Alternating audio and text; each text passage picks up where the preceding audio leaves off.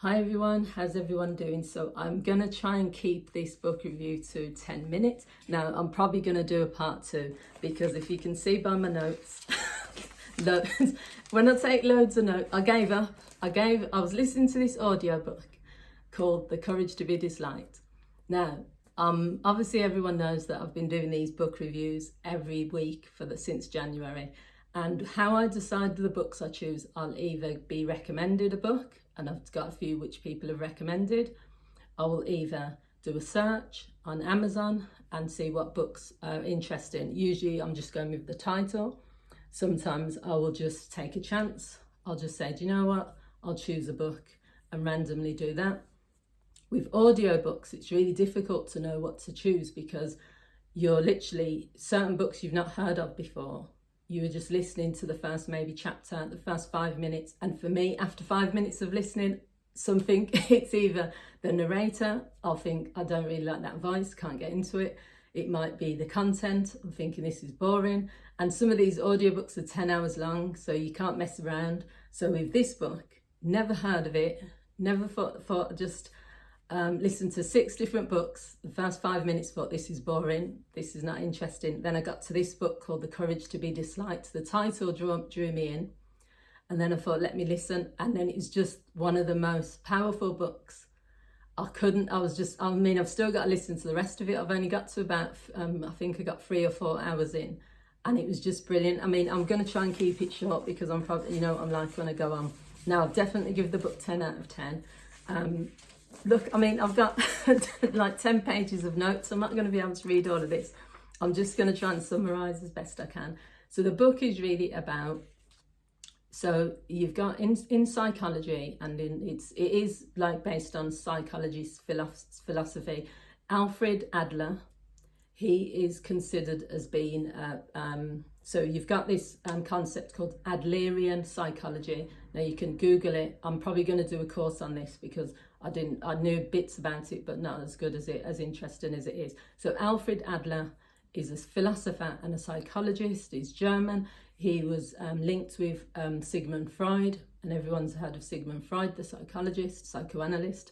And he just talks about how our behaviour shapes our thoughts, but he also talks about we are not defined by our experiences, but by the meaning we give to them. We determine our own lives. Our life is something we decide, not something gives to us.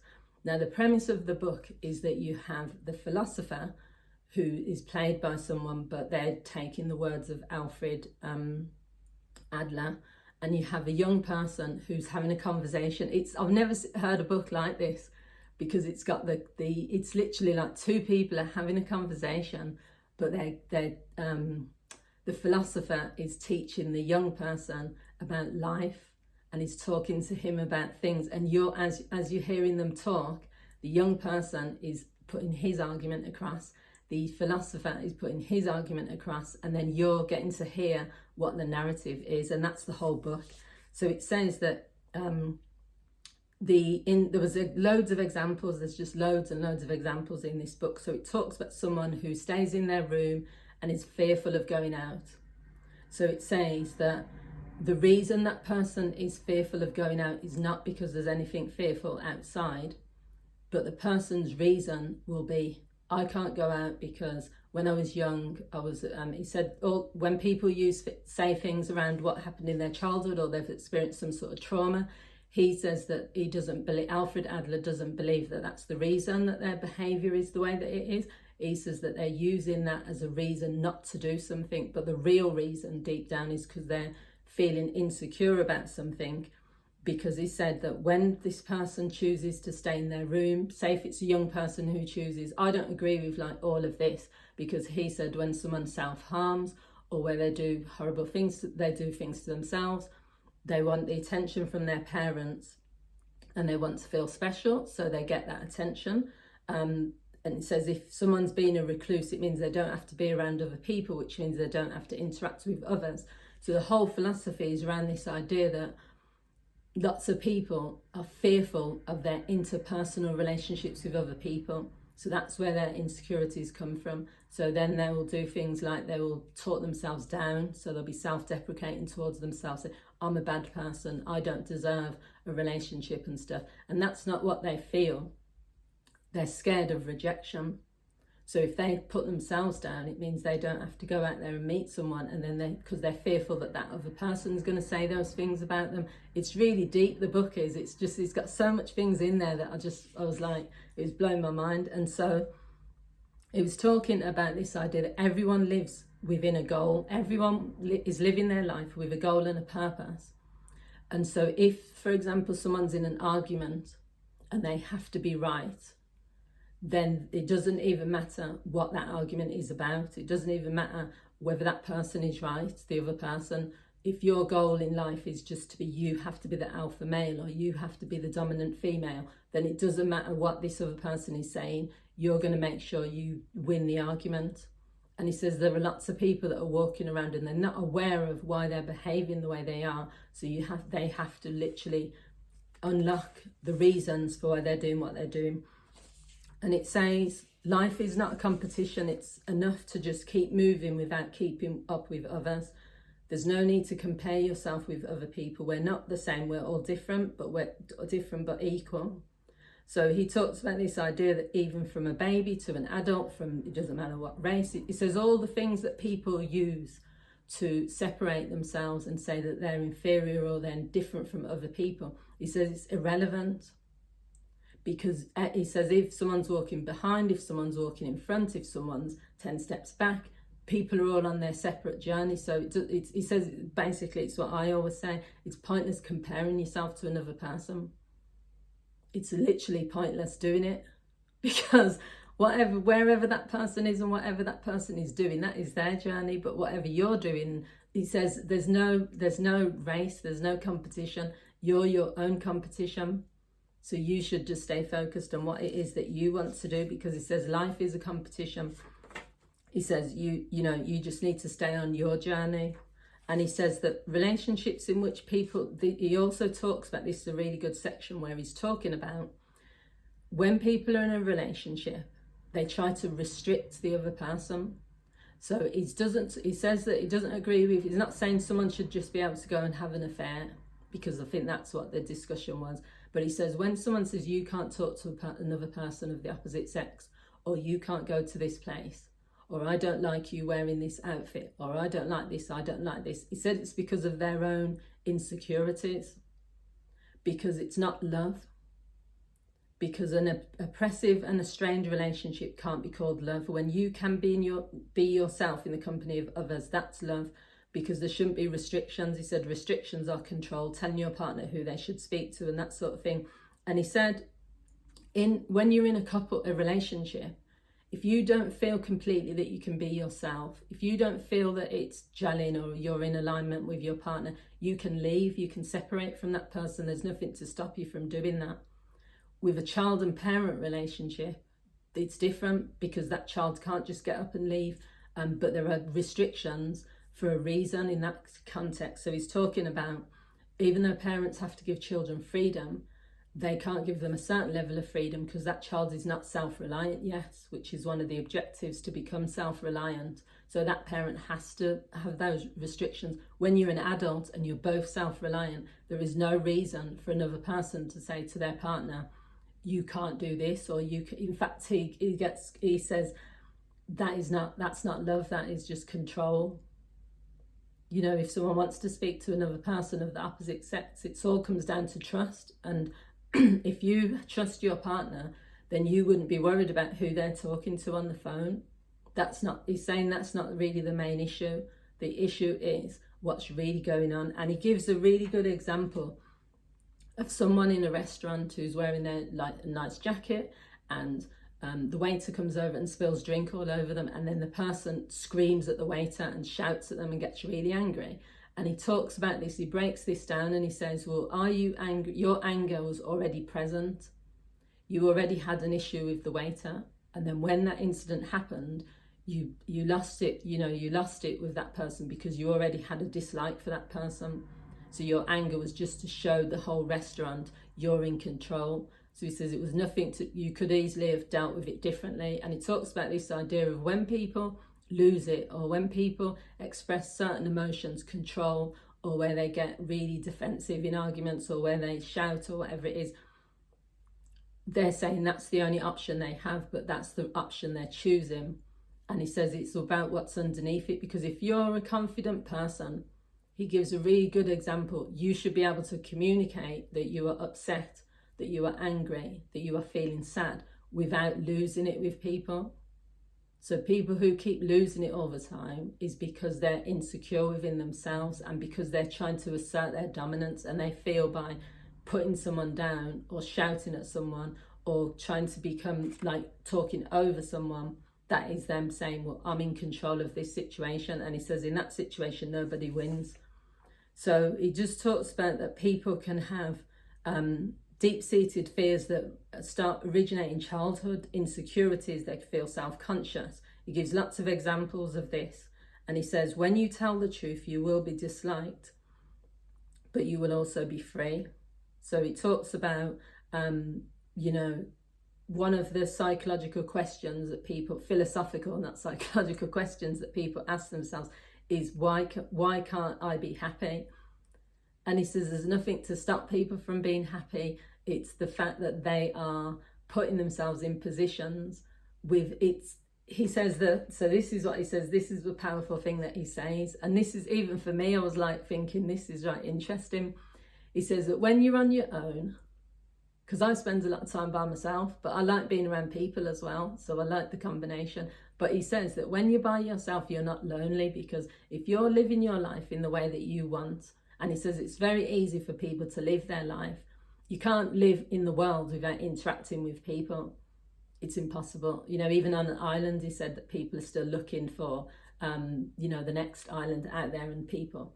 But he says you can be self-sufficient and self-reliant. And when you're by yourself, if you're doing what you want to do in life, and if you're experiencing life in a good way, you can be happy and you won't feel alone. When you're with people, but you're not interacting with those people, or they're excluding you, that's when you feel lonely. So he's trying to say that it's to do with the interactions you have with other people. It's not to do with you being by yourself. But he says some people take it to extremes. So some people will not be around other people because they're fearful of being rejected. They're fearful of being excluded. So they isolate themselves too much. And that's like what I'm trying to say with me. I'm quite self-sufficient and I'm quite happy to just get on with my life. But I love my family, I love my friends, I love even strangers, I love having chats and things. So I put myself out there to go and do that.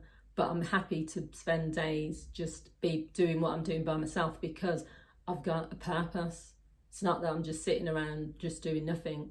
But he said that it's easy for people to live by themselves, and easy for people to just get on with their life's journey if they have a purpose. If your purpose is strong enough, then that's your mission in life, is to get on with what you're doing.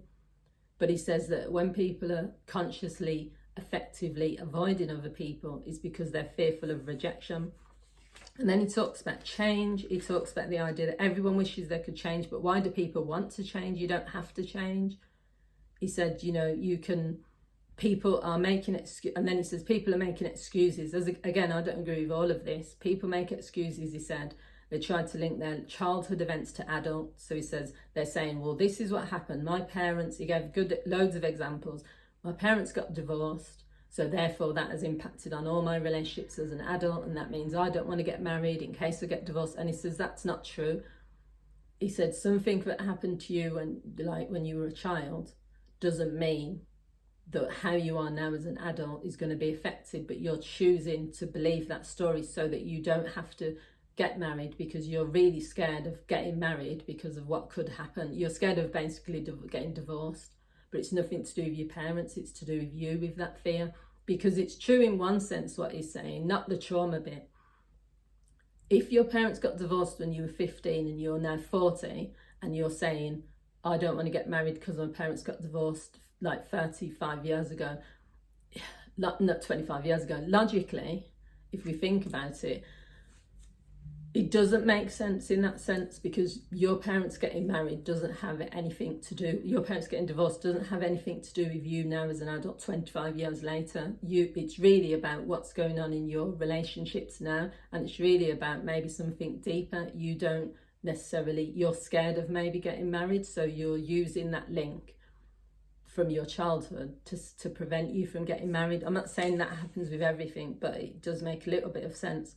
So it says that if you go to the doctor and you have a cold, and he says it's because you went out without a coat, most people don't want to listen to that. They don't want to hear when the doctor says, well, the reason you've got a cold is because you went outside without a coat on. They want to know, well, doctor, I've got a cold now. I want you to cure the symptoms. And he says, you know, people don't want to think about their own actions or what's, you know, underneath. They just want it fixed. They want to say, this is what's happening with me, fix it. And he says that's what counsellors do wrong. He even said some counsellors will just look at the symptoms. Okay, you've got low self-esteem, let's fix it. Let's do some techniques. You've got this, let's fix it. And even I had to think and stand back and think, that is literally what counsellors do. But he says they don't look at the underlying causes sometimes.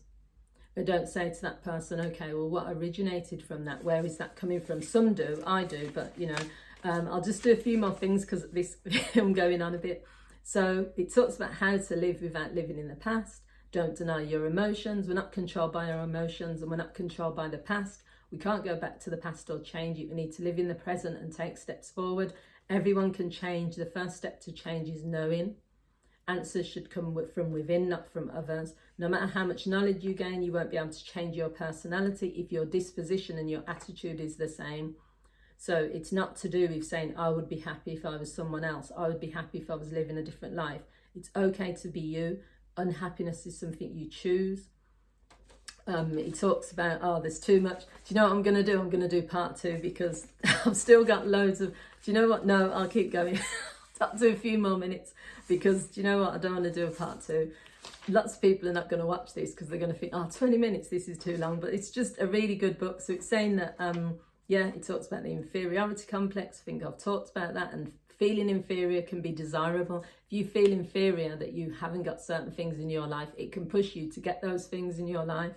So he says it's not always a negative, but inferior complex is when you use an excuse. So you say, I'm not really well educated, or I'm a bit stupid, so I can't get a job. But it says that you could increase your intelligence if you spent the time, but the person doesn't want to sacrifice their time, so therefore they're using it as an excuse. That's different from actually feeling inferior about things, but there's more to it than that. And he says all our problems are interpersonal relationship problems. If someone was alone in the universe and everyone else disappeared, would your problems disappear? Because he said you wouldn't be interacting with another person. So a dollar bill, he said, is just a piece of paper, but the value is based on what a social concept is. He talks about diamonds as well. A diamond is just a rock. It's not anything really, but he says that the diamond is based on everyone perceiving its value. And that's the same as with us as human beings. If we allow other people to say, well, because you're, say, a certain race, your value is less. Because you've got certain mobility, or you've got certain, attributes that people might consider, whether it's to do with eye colour, whether it's to do with hair, whether it's to do with certain things. It's just society that is perceiving that value. Because he says that if he was alone in a forest and there was no shops, and he had dollar bills, piles of them, he would probably use it to make a fire, to stay warm. Because what would be the value of that money if there's no shops and there's nowhere to spend it? So it's only based on what society says. So it says people's behaviour has a goal. So in the argument, if you want to criticise and provoke, it will turn into a power struggle. Don't get into the power struggle with people.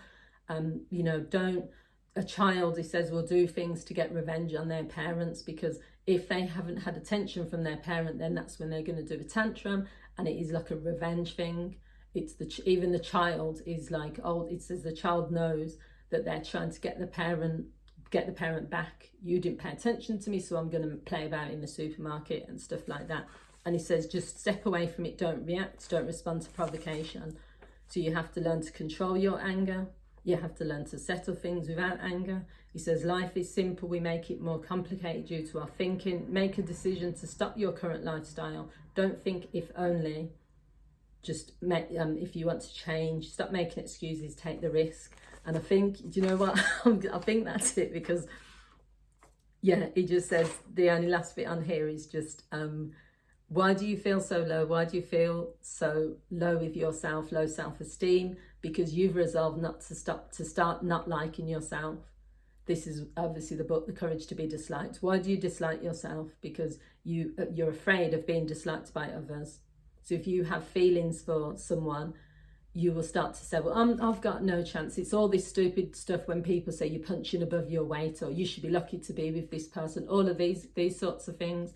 People are telling you that you're not good enough without this person, or you would never get a woman like that or a man like that, so you should be lucky.